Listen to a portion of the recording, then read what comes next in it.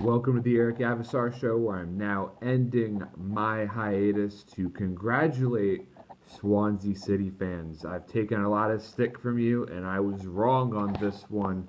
The Swans have done the improbable, the next to impossible. They are staying up in the English Premier League after being dead last in the league, hitting rock bottom. Of course, they were at rock bottom with both Francesco Guidolin and Bob Bradley. I made that video that ticked off a lot of fans about how unfair it was that Bob Bradley got fired after just 11 games in charge. And I still believe that. I still believe it was unfair, but hey, this is a business. This is a results business with high pressure at all times. And ultimately, Bradley was just not up to the task the way Clement was. Clement saved the Swans from relegation. Would they have gotten relegated had Bradley stayed on through the season? My gut tells me yes. So, as much as it might hurt to say it, it's true. Sacking Bob Bradley was the right decision, even if it was unfair, because Chris Clement was better equipped to handle this role, to handle the pressure, handling one of the worst squads in the Premier League. I stand by that statement. At one point I said they're the worst. Now I got to say it's Hull City.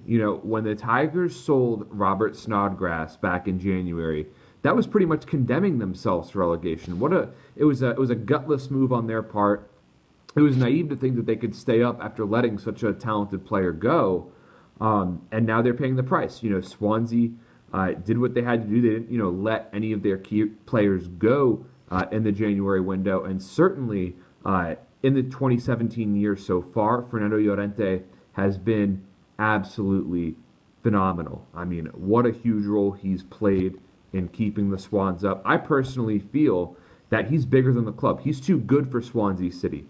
Players who've won World Cups, who can still get the job done like he can, they shouldn't be in relegation battles. They should either be plying their trade at one of the top clubs, or if they're, on their last legs, as Llorente might be soon, they should be, playing in China or the MLS. They shouldn't be toiling away in Swansea fighting relegation battles. But hey, that's his prerogative, not mine. But, the Swans, look, I don't really have any respect for their management. I have a ton of respect for the fans. They're incredibly passionate and loyal. I mean, the management, however, is pathetic. All right, they shouldn't have fired Gary Monk. There's a case to be made for keeping Laudrup, considering he won you a trophy. Guidolin shouldn't have been fired. In theory, Bob Bradley shouldn't have been fired based on the premise of fairness. But like I said, firing him was the right decision. But, considering how this management team just panics the first sign of trouble, I would anticipate Clement being fired at the first sign of trouble next season. Swans are going to be in another relegation fight unless they spend an uncharacteristically high amount of money in the transfer window. So it'll be interesting to see what happens. But all in all, Swans fans, you should be celebrating this like you won the bloody league, because it is just absolutely incredible how the Swans, a team that lacks so much in talent, was able to fight their way out of relegation and to do it with a game remaining. So congratulations to you all.